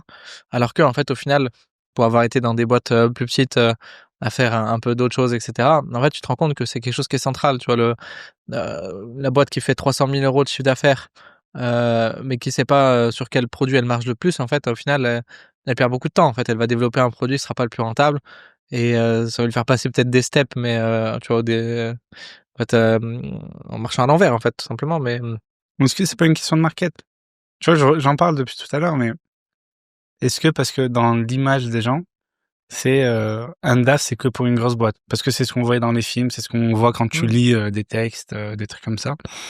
Est-ce que l'idée, c'est de pas marketer en mode dès le départ, tu peux avoir un besoin de DAF pour définir ton prix, pour définir tes canaux de ta stratégie, tes canaux de distribution potentiellement. Enfin, non, bah, ouais, clairement. parce que le DAF, c'est un directeur à la base. Hein. Ouais. Administratif et financier, mais ça reste quand même un directeur au sens large. Et dans l'administratif, il y a tout dedans. C'est pas simplement récolter des factures. Mm. Il y en a qui en font un temps plein, tu vois. Bien sûr, bien sûr. Même des experts comptables qui ont vu cet angle-là et qui pénètrent le marché. Moi, honnêtement, pour rebondir sur ce qu'il disait Alexis, j'ai passé 1 an à vendre du DAF et je commence à comprendre la problématique. Pour moi, the argument le truc qui fonctionne à peu près, mais c'est juste une idée globale, il faut réussir à la mettre en œuvre, à l'exposer clairement et tout, à prendre des exemples.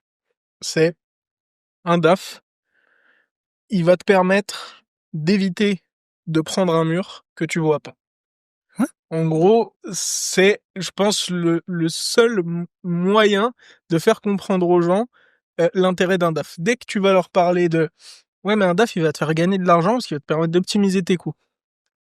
Ils s'en tapent. En fait, tu l'intéresses pas. Un DAF, il va te faire gagner de l'argent parce que il va te permettre de gérer ta trésorerie. Tu peux pas avoir 300 000 euros de trésor alors que t'es une boîte qui fait 500 000 euros de chiffre d'affaires. Tu vois. Enfin, tout ça, le seul truc, c'est un peu ce qu'on appelle dans le milieu du commercial la négociation de la peur, c'est de dire attention, attention à ce qui va Ouais. t'arriver, tu vois. Mais Et j'ai l'impression qu'il n'y a pas d'autres moyens. Enfin, en tout cas, j'ai passé un an à vendre du DAF et j'ai pas vraiment trouvé. Et on a même rencontré d'autres DAF qui eux sont déjà bien en place et tout. Ouais. Et même eux, ils te disent. J'en ai Ouais, c'est le passé du retour temps que j'ai, avant hein. de Mais même, comprendre comment vendre du DAF, tu vois. mon Meddown, que j'ai rencontré sur Luxembourg, etc., et c'est un peu la même situation, tu vois. Ouais. C'est très particulier. Moi, je pars d'un principe, c'est que une personne réagit qu'à partir d'un livrable. Donc, si tu es en capacité de venir faire ton audit gratuitement, rapidement, sur les situations, de lui faire un compte rendu, lui dire, il y a tout ça qui va pas, mais c'est pas lié à ton environnement actuel, c'est une stratégie, etc. Mhm. Parce que souvent, quand on va dire, là, je vais parler d'un point de vue très généraliste, mais aussi minimaliste, c'est dire, quand on voit quelque chose qui est pas mal fait, on va directement dire, oh, mais ton expert comptable, ça, il l'a pas vu, etc. Au lieu d'attaquer sur ce point de vue-là, plutôt attaquer sur le point de vue, on te fait un petit audit, un livrable à la fin, et je te montre des solutions. Enfin, j'ai des solutions pour toi. Faut que tu prennes la mission pour avoir le résultat, mais on a vu des anomalies qui sont liées plutôt côté métier que côté t'es mal accompagné, t'es mal ceci, cela. Ouais, bien sûr. Le mal accompagné, il ressort à un moment donné, il ressortira quoi qu'il arrive.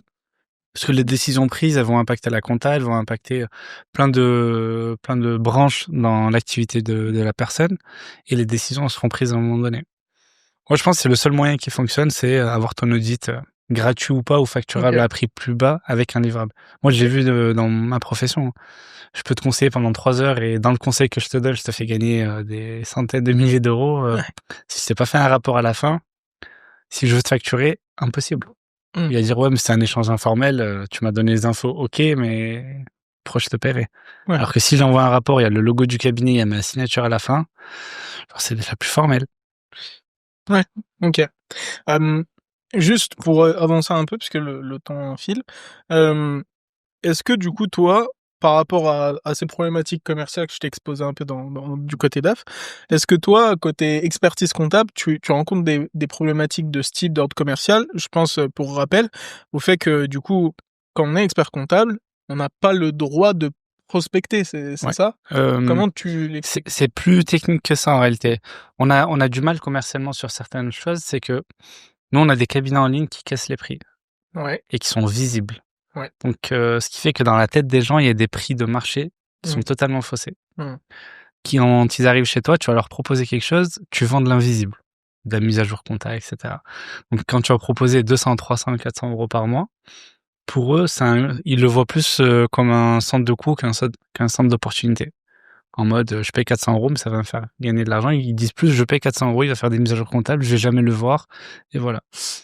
Et par rapport au prix du marché, c'est hyper cher. Première chose. Et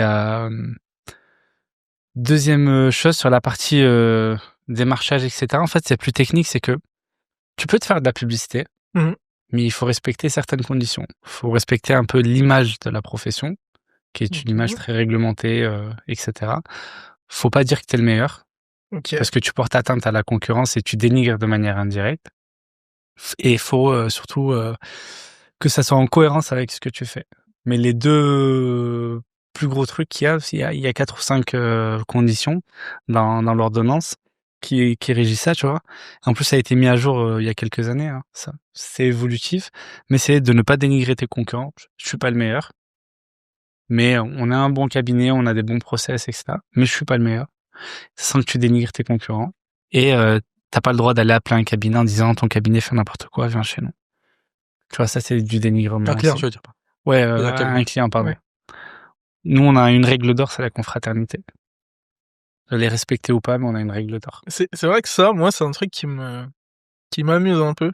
La confraternité? Ouais. Ouais. En fait, je vois que les experts comptables, ils sont tous assez proches, tu vois, quand j'ai vu là, le congrès des experts Ouais. comptables, comme tu l'as dit dans ton post où tu présentais le congrès, tu disais on se retrouve en famille, Ouais. t'avais dit.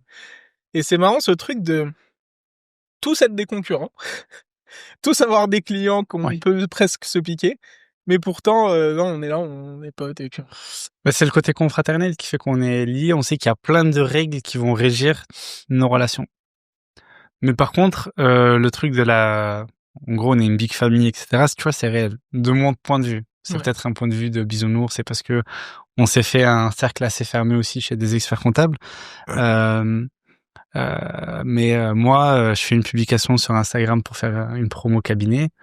Bah, j'ai que des experts comptables qui partagent sur leur page cabinet mon cabinet. Ça a pas de sens dans les faits, Ouais, tu vois. oui, Mais c'est parce vrai. on se voit pas comme des concurrents. Si t'es à Nancy, il y a un dossier nancéen qui m'appelle, la première personne que je vais appeler, c'est mon pote à Nancy pour dire ça t'intéresse le dossier. Parce qu'il y a une proximité, etc. Alors que pourtant, toi aujourd'hui, tu bosses dans toute la France. Ouais. Et l'évolution avec la disparition du papier, notamment du métier d'expert comptable, fait qu'aujourd'hui, il n'y a plus trop d'ancrage géographique. Totalement. Mais si le mec te dit que j'ai besoin de te voir, j'ai besoin d'avoir un accompagnement physique et d'être assuré sur ça, tu peux pas lui vendre ça. Ça serait mentir. Donc, vaut mieux l'envoyer vers quelqu'un qui va être dans sa zone de chalandise, etc. Et c'est bien. Mais le mec, il s'en fout de me voir. Que tu sois au fin fond d'une campagne ou dans une grande ville, je te prends. Mais t'as utilisé le mot concurrence, c'est pas le bon terme, tu vois. Ouais. Certains nous se voient comme Confrères. des concurrents. Ouais, voilà, confrères. Okay. On est des confrères, on respecte certaines règles dans le fonctionnement entre nous. Tu vois, quand tu reprends un dossier, tu dois faire un courrier de reprise. Si la personne a une dette chez l'expert comptable, tu dois toi-même, alors que c'est pas encore ton client, pousser ton prospect à régler sa dette, etc. Donc il y a des, tu vois, le côté ordre réglementaire, etc. On te donne certaines règles de fonctionnement entre chacun. Là, demain, t'as un client qui vient te voir, qui te dit ouais, bah là, je cherche un nouvel expert comptable et tout. Tu lui demandes ses antécédents, il te dit ouais, je bosse avec un expert comptable, mais le mec, vas-y, il m'a saoulé, il fait pas ce que je lui demande, tout. J'ai arrêté avec lui sans rien demander, donc techniquement, il l'a pas fait dans les règles, puisqu'il a pas fini sa mission, il a peut-être pas payé ses dernières factures, tout ça. Toi, tu vas faire un peu ce truc de ok, je comprends et tout. Par contre, règle ce que t'as réglé, finis les trucs dans les règles, ou on bosse pas ensemble. En fait, bah ouais, ça va être je peux pas récupérer le dossier s'il a pas payé ses dettes, premièrement. Ça, c'est, tu veux dire toi moralement ou c'est réglementaire? C'est réglementaire. Ok. Deuxièmement, si un mec part de quelque part sans le payer, ça te donne une image sur la personne. C'est-à-dire, demain, il y a une galère chez toi, bah, tu risques de te retrouver dans la même situation. Et troisièmement, s'il se plaint juste parce qu'il n'y a pas de réactivité, que ça correspond pas à ses besoins, ça me va. S'il est en train de clasher un humain, ça en dit long sur la personne aussi, tu vois. C'est-à-dire qu'il peut le faire sur toi-même à un moment donné. Et moi, j'ai cette force où je suis assez connu dans la profession, où je peux me permettre d'aller appeler en off et échanger, tu vois. Ok. Comment tu le trouves? Enfin, tu perds le dossier, ok, mais est-ce que il y a des choses dessus qui peuvent porter préjudice ou qui vont pas aller, etc. Ok. Mais ouais, c'est vrai qu'il y a cette règle confraternelle. Mais pour revenir au sujet initial sur les honoraires et le prix, ouais, c'est une galère. En fait, vendre l'invisible, c'est quelque chose de compliqué. Donc, tu vois, nous, on travaille sur des strates en disant on va mettre des livrables de plus en plus. Ça peut être juste un petit rapport en mode t'as fait X euros de chiffre d'affaires, ta masse salariale, elle correspond à ça. T'as tant de résultats prévisionnels sans ton stock, sans des indicateurs. Mais au moins, il a quelque chose en fin de mois, tu vois. Est-ce que ça, c'est pas quelque chose qui va malheureusement taper dans ta rentabilité, entre guillemets, du fait que tu vas devoir passer un peu plus de temps sur les dossiers pour donner des livrables et du coup... Ça peut s'automatiser. Aujourd'hui, des penny lane qui peuvent être en API, en connexion avec plein d'outils de tableau de bord, ça peut s'automatiser. Ok. Mais c'est dur d'aller justifier à un client que tu vas l'augmenter ou payer tant d'honoraires s'il voit rien du tout. Et alors, moi, par rapport à ça, ce que je me demande, c'est... en fait, aujourd'hui, il y a quoi concrètement comme argument, si on parle d'un point de vue purement commercial, rendez-vous? Tu disais que tu avais l'habitude de closer tes clients en rendez-vous. Ça veut dire que tu fais un rendez-vous avec eux, tu les closes. Ouais. Concrètement, qu'est-ce qu'il y a comme argument? Parce qu'aujourd'hui, un expert comptable qui va te dire bah voilà, moi je suis proche de vous, je vous conseille, je réponds à vos questions. C'est un pompier qui va te dire j'éteins le feu, quoi. Ouais. En fait, t'as pas de comment tu vas pouvoir te différencier concrètement aujourd'hui en tant qu'expert comptable? Moi, tout à l'heure, je te disais, je fais tous les premiers rendez-vous avec les clients. Mmh. Vraiment tous, premièrement. Deuxièmement, je rentre dans le concret directement. Je viens pas te vendre mon cabinet. Si t'es venu là, c'est que ça t'a déjà été vendu, maintenant il faut closer, tu vois. Donc je rentre dans le concret, s'il a déjà des sociétés, je vais refaire un peu son schéma graphique de l'ensemble des structures, regarder si c'est la meilleure structuration ou pas, lui faire des propositions verbales, mais proposition ne veut pas dire solution. Mmh. C'est que je vais lui donner 2-3 tips sur des choses, mais à un moment donné, il va lui manquer quelque chose pour aller plus loin, et ce quelque chose, c'est moi qui l'ai. Donc s'il veut signer, il doit venir chez moi, premièrement. Deuxièmement, je vais jamais vendre du rêve. Enfin, j'ai jamais vendu de rêve à l'ensemble de mes clients. Ce que je vais lui proposer, c'est ce qu'on peut faire, ce qu'on sait faire. Donc, et je le dis souvent, c'est tous les experts comptables le font. Par contre, sur la partie conseil, ta gestion, ton organisation, ta croissance, ton développement, ta restructuration, ça, personne viendra te donner des arguments gratuitement lors du premier rendez-vous en te montrant que voilà, il va y avoir une proximité entre nous, qu'on va rigoler.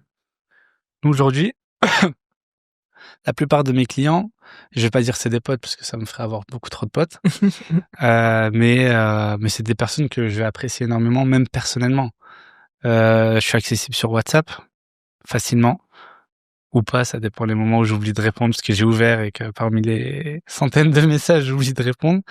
Mais s'il y a une activité à faire sur Lyon avec les clients lyonnais, on va la faire. Genre, là, on fait de la boxe mercredi soir et dimanche soir avec Ahmed Salsani pour le coup, tu vois, mais genre entre entrepreneurs lyonnais. Mais c'est trop bien, tu vois. Mmh. Et ça crée cette proximité qui améliore la confiance et qui fait que bah toi, je t'ai conclu, t'es satisfait, tu vas en parler à un tel.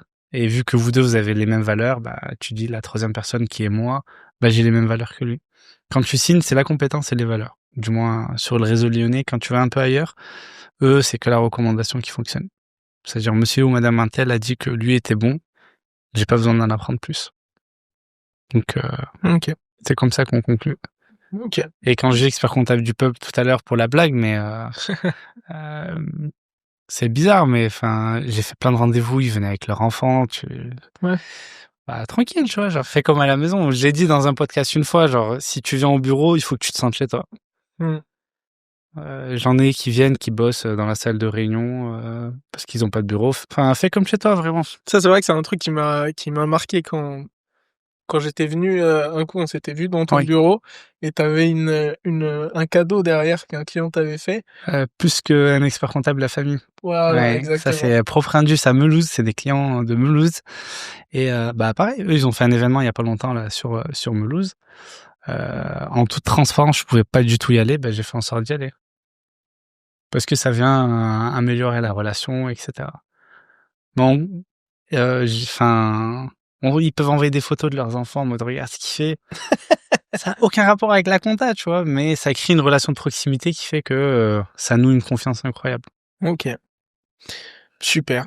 Bah, écoute, Est-ce que, t'as quelque chose à... bah, s'il a des questions, peut-être lui, s'il est venu Ouais, quand même pour si l'Andez. si t'as bah, en fait, le but, c'est un peu comme on l'a fait, lors du premier épisode. En vérité, c'est assez éloigné d'un ondage classique, c'est plus un échange. Là, on a vu un peu la partie, en vérité commerciale, comment on gère un peu cette relation client, que ça soit du côté DAF ou du côté expert, comptable.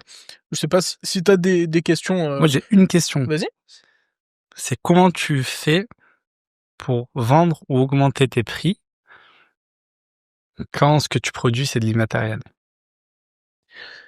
Alors, toi, en fait, pour, essayer de reformuler la problématique, c'est de te dire, aujourd'hui, je vends de l'immatériel, c'est déjà la galère.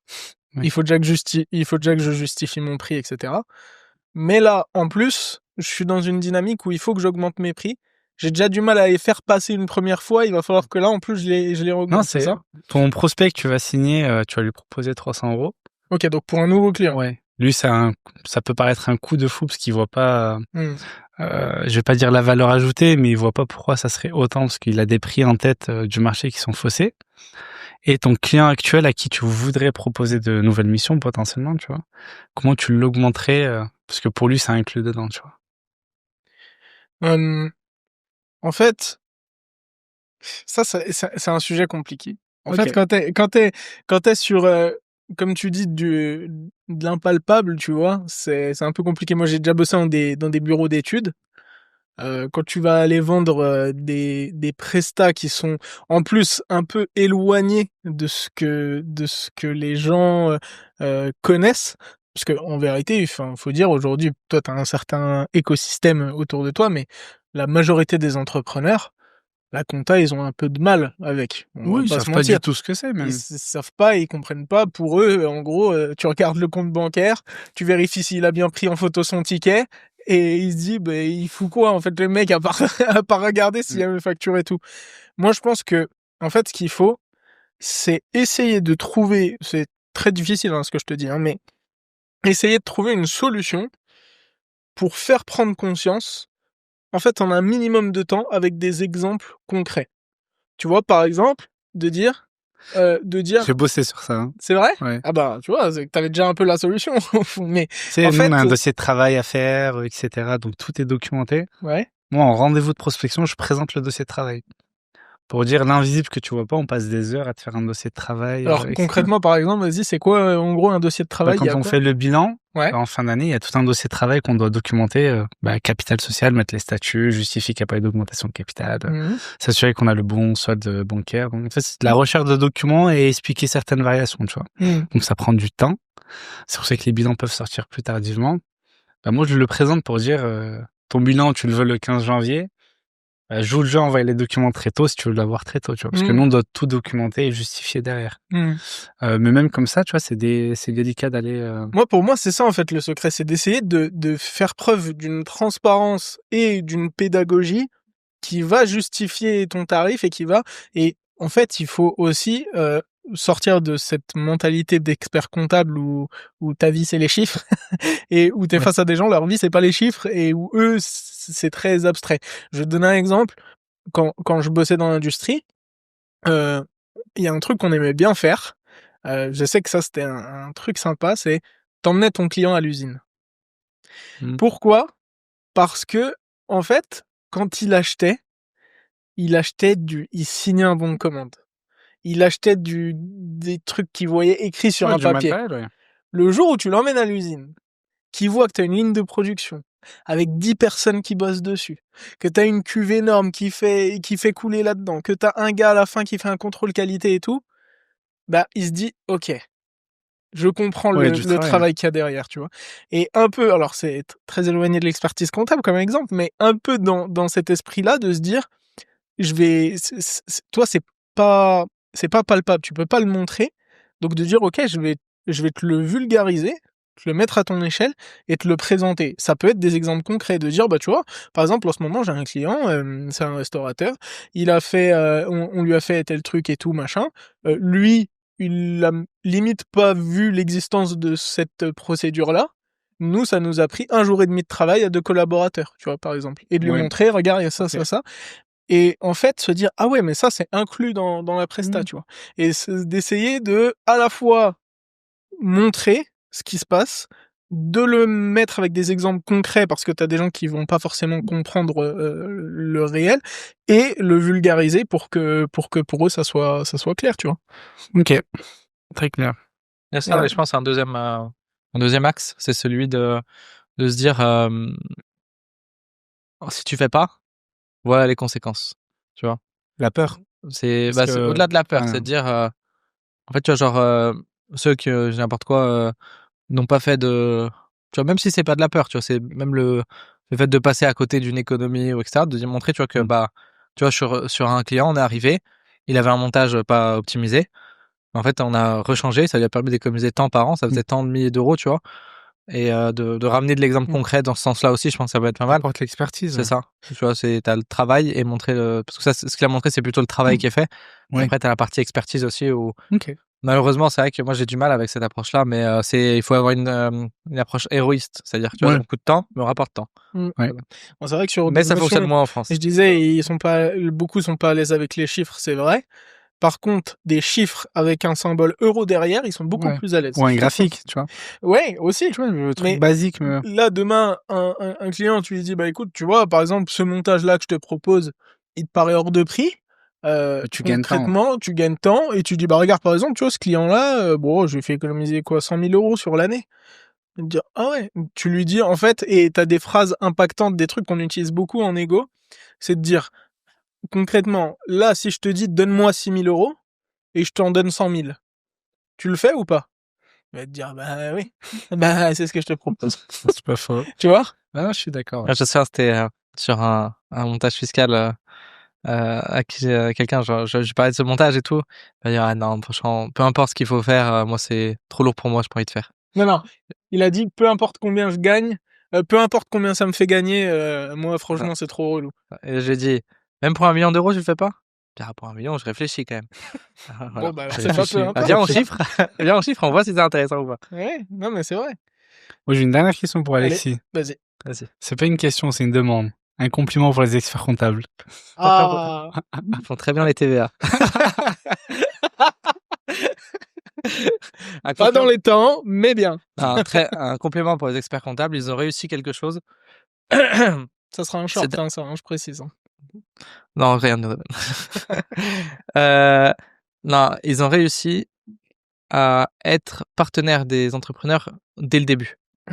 C'est-à-dire au début quasiment à la création de De la l'entreprise vie pour la économique, ouais. c'est ça. Et ça, c'est, je trouve, très fort. Et en vrai, d'ailleurs, je sais plus qu'est-ce qu'il faisait, la personne qui m'a dit ça. Il m'a dit, l'expert comptable, c'est le meilleur commercial des gens qui vendent en B2B, tu vois, parce que il était quasiment là le premier. Et si lui, il recommande quelqu'un, il a une autorité forte. Et ça, c'est un compliment qu'on peut faire aux experts comptables, c'est qu'ils arrivent au départ et à mettre une vraie relation de confiance. Mmh. Et après, il y en a qui en profitent et qui en font des bonnes choses, d'autres moins. Mais en tout cas, c'est une qualité. Très Ça, c'est clair. vrai que c'est une force énorme que vous avez, c'est que Ouais. là, demain, un client qui a confiance en toi, un client qui t'envoie un cadeau avec marqué dessus plus qu'un expert comptable la famille, demain, il te dit ouais, je suis en galère, j'ai besoin d'un directeur commercial externalisé. Comme par hasard. Tu lui dis ah bah va voir Ryan, il va même pas te Il demander va pas ah bon, il est réfléchir. bien et tout, il va te dire ok, point, tu vois. Ça c'est fort. Ouais. Ça, et Non, pour ça, c'est moi, vrai, ouais. à part l'expert comptable, je vois pas Ça. qui fait ça, tu vois. En fait, nous, on est là dès le début. Et généralement, on gère tout son argent. Enfin, au sens large du terme, si on fait des boulettes, il peut y avoir des conséquences graves. Si ça se gère bien, il y a des bonnes conséquences en face aussi. Donc, ce qui fait qu'on est le pilier. Hmm. Moi, je dis souvent quand il y a un avocat, un notaire, un expert comptable sur un dossier, c'est l'expert comptable qui doit prendre le lead sur le dossier. Pas pour donner des ordres juridiques ou quoi, tu vois, mais juste dire telle solution juridique, l'impact financier, c'est ça. Ça convient ou pas aux besoins de mon client. Ce qui fait qu'on est décisionnaire avec le client sur les prises de décision. Hmm. Mais voilà, Ok. trop bien. Très bien. Bah, ce que je vous propose, messieurs, c'est que on passe au que oui que non. Donc une séquence assez courte d'une petite minute où je vais te poser toute une série de questions. Tu pourras uniquement répondre par oui ou non. Après ça, on va clôturer, mais clôturer d'une bonne manière, puisqu'on va faire non pas une, non pas deux, mais 3 petites annonces assez sympas. Des petites Ça me concerne ou pas surprises. Et il y en a qui concernent Mohamed, qui va découvrir la surprise en même temps que vous. Et du coup, on va passer au que oui, que non. On va te laisser finir ta bouchée, hein. Je te rassure. C'est bon, je suis dedans, Ok, allez. c'est bon. Et du coup, restez bien jusqu'à la fin parce que les annonces de la fin, je pense qu'elles vont vous plaire.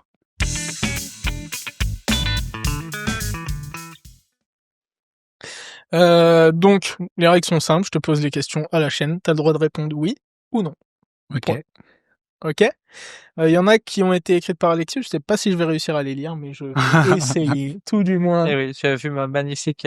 C'est pour ça que moi j'écris pas en manuscrit. Ouais. Je fais que des mails. Ok, Des t'es vocaux. prêt? Go. Allez, c'est parti. Si c'était à refaire, est-ce que tu referais tout? Oui. Est-ce que tu as déjà pensé à arrêter? Oui.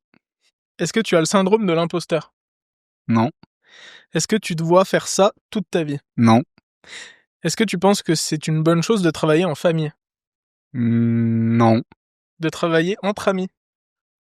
Oui. Tout seul, on ne réussit pas. Ouais. Tu acceptes tout nouveau client. Oui. Tu as déjà signé un contrat sans le lire.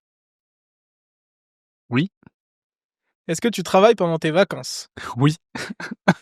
Est-ce que Lyon est une ville d'entrepreneurs? Oui. Est-ce que c'est celle où il est le plus facile d'entreprendre en France? Oui.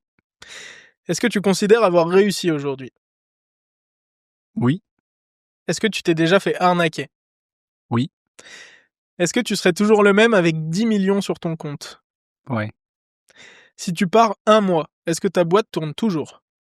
Oui. Est-ce que expert comptable, c'est le plus beau métier du monde? Totalement. Est-ce que tu as... Oui ou non, on a dit. Répondez. Est-ce que tu as déjà recruté un mauvais responsable client? Non. Est-ce que tu aimes le système fiscal français? Oui. J'y crois pas. Est-ce que tu as déjà donné un mauvais conseil? Peut-être. Ah, y a pas. Joker. Oui, non. Je vais dire oui. Ok. Est-ce que tu as déjà été jaloux d'un client? Non. L'expert comptable est-il meilleur que le DAF? Oui. Super. Eh ben, merci beaucoup de t'être prêté au jeu. On va clôturer ce Ondèche Podcast avec quand même 3 petites infos intéressantes. La première, on va reprendre l'annonce qu'on avait fait à la fin du premier épisode avec Ryan. Si vous l'avez pas vu, je vous invite à le regarder dans la petite fiche qui s'affiche juste en haut. On avait annoncé qu'on faisait le Ondège Tour. Comme vous le savez, Ondège, il y a quelques mois, ça s'est lancé. Aujourd'hui, on a décidé d'en faire un écosystème un petit peu, de proposer des choses, des variantes du Ondège, comme aujourd'hui avec le Ondège Podcast. Et le Ondège Tour qu'on a annoncé la dernière fois, on va pouvoir du coup vous annoncer la première destination et même vous donner une première date. Et un premier lieu auquel vous pourrez nous retrouver, que vous soyez des entrepreneurs français qui ont envie d'aller voir un peu ce qui se passe ailleurs ou que vous soyez des entrepreneurs présents dans ce pays-là. Notre première destination, c'est l'Arabie Saoudite. On va aller faire un tour à Riyad, puis à Jeddah. On invite tous les entrepreneurs qui le souhaitent à nous y rencontrer, que vous soyez sur place, que vous soyez là-bas à ce moment-là, ou même que vous soyez en France et que vous vous disiez tiens, c'est l'occasion d'aller me balader avec eux. Nous, on est ouvert, on est prêt à recevoir des entrepreneurs qui veulent voyager avec nous et qui veulent aller à la rencontre d'entrepreneurs, donc je précise français expatriés là-bas, mais aussi des Saoudiens, avec qui on a déjà contact là-bas et où on a déjà prévu des petites choses. Il y aura notamment un podcast qui se fera là-bas. Je vous dis pas encore avec qui, vous aurez le loisir de le découvrir. On va aussi... C'est à Riyad ou Jeddah? Le podcast? Ouais. Tu vas savoir si c'est à Riyad. Normalement, il se fera à Riyad. Ok. Ok? Avec un Lyonnais? Non, pas avec un Lyonnais. Ton Aïe. gazette est faux. Ok. Aïe, t'as pas l'info du coup. Bon, avec un Français expatrié à Riyad. On aura aussi une soirée networking qui va se faire, une soirée franco-saoudienne, c'est-à-dire que, bon, on peut pas savoir encore, mais grosso modo, on aura une part de Français et une part de Saoudiens qui sont de France ou expatriés là-bas, encore une fois. Ça sera le 17 novembre. À Jeddah. Je vous mettrai toutes les infos aussi en description. Le lien aussi pour vous inscrire, c'est un événement qui est complètement gratuit. Je pense que le billet d'avion coûte déjà assez cher. donc en tout cas, vous êtes les bienvenus. Et j'en profite aussi pour caler ma petite promo, puisque pendant que je serai là-bas, je vais proposer à mes clients, et s'il me reste un peu de temps à ceux qui ne le sont pas, s'il y a un besoin sur place, trouver un fournisseur, participer à un événement et que on n'a pas de contact. Ce qui est bien, c'est que moi je serai sur place, que ça soit pour prospecter, que ça soit pour vous représenter lors d'un événement, et vous pourrez donc me prendre une prestation unique afin que je le fasse pour vous. Et ce qui est bien, c'est qu'il n'y aura pas à payer les frais de déplacement puisque je serai déjà là-bas. Voilà pour cette première info. Du coup, Ondège s'internationalise. Ondège s'internationalise. We lunch. On lunch, du coup. C'est ça. C'est beau. Mais non, mais Non, Ondège, bravo. Franchement, stylé. Hein. ça se dit aussi en anglais. Ondège. Tu vois, ça va. Non, en vrai, stylé. Bien. Je Ça te kiffe. plaît? Ouais, de fou. Eh ben écoute, tu seras pas là-bas par hasard à ce moment. Non. Bon, Ah, dommage. non. Pour Si t'as l'instant. envie de prendre un billet d'avion. Mais par hein. contre, si vous faites un truc Maroc très prochainement, je vous suis. Eh ben, figure-toi que c'est dans les petits papiers, pour Ok. être honnête. Donc ça, on va en On a- reparler. Ça. Deuxième petite info, on va lancer le Ondège Club. Encore une fois, on est dans cet écosystème. Le Ondège Club, c'est des rencontres networking entre professionnels de Lyon et alentours au départ, peut-être ailleurs, plus si affinité, notamment avec les Ondège Tour.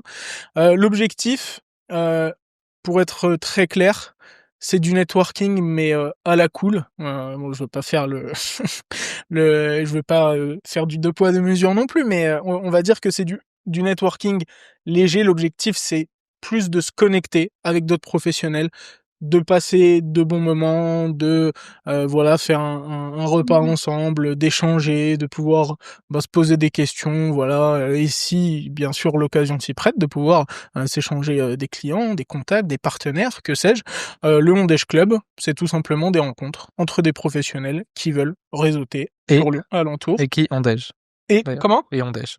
Et Ondège. Et Ondège, bien sûr, c'est le plus important. Tu limites par profession, comme les clubs classiques, genre un mec dans le BTP, un mec dans... Moi, honnêtement, je ne comptais pas le faire. Je t'explique pourquoi. On a déjà, comme tu le sais, fait pas mal d'événements networking avec Alexis. C'est quelque chose qu'on a fait et qui, en majorité, les gens ne trouvaient pas ça cohérent. Je vais te prendre un exemple. Un expert comptable, par exemple, qui nous disait... Ouais, bah moi, ça me dérange pas qu'il y en ait un deuxième qui vienne, parce qu'au contraire, ça me permettrait de le connaître, d'échanger avec lui sur des problématiques qu'on a, tout ça. Donc, il trouvait pas ça... Et en majorité, c'était ça qui ressortait, donc on s'est dit non.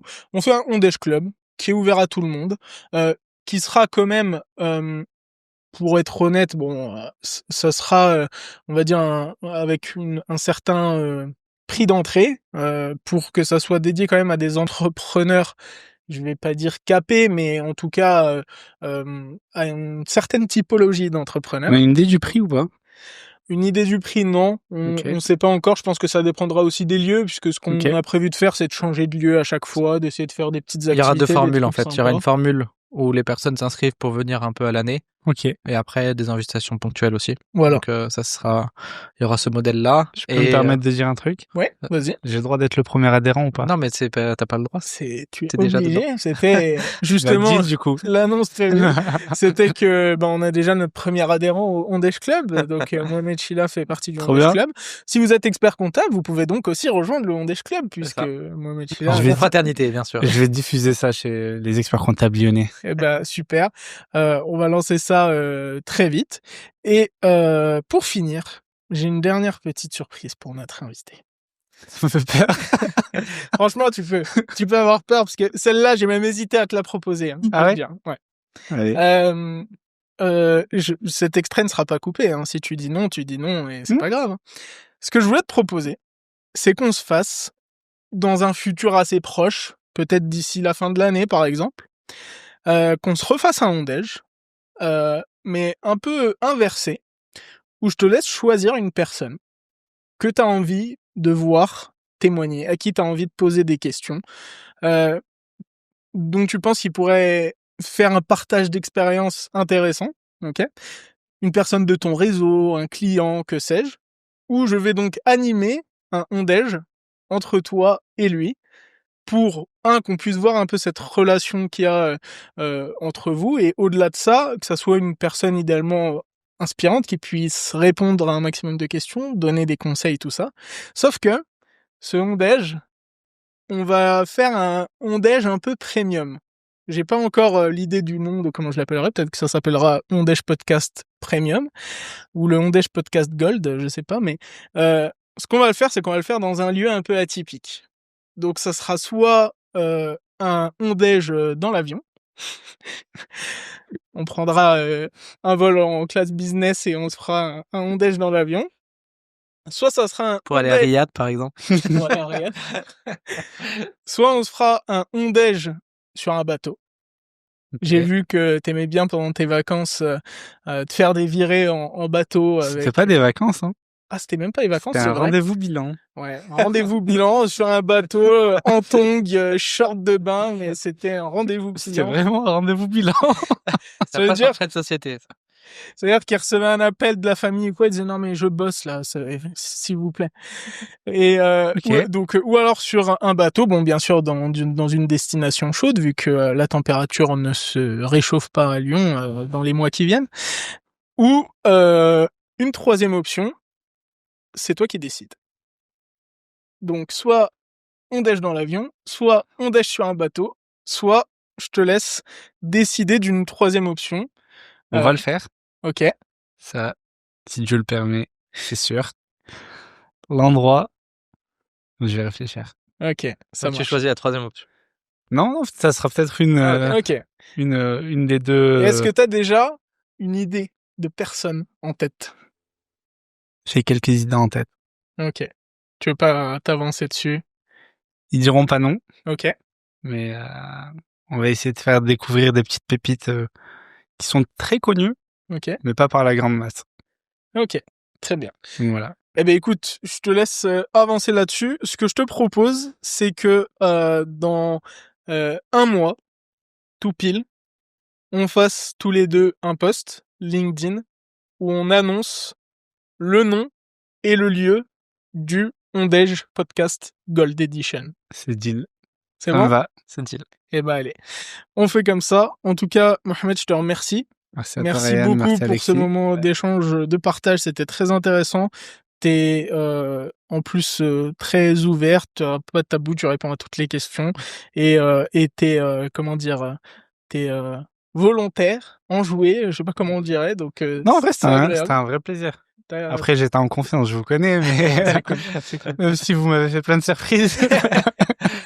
Mais non, c'était un bon moment, j'ai kiffé. Bon, Merci bah, beaucoup super. en tout Bon, cas pour l'invitation. merci beaucoup et puis on se retrouve très bientôt pour un prochain Ondège Podcast. Merci à vous. Merci.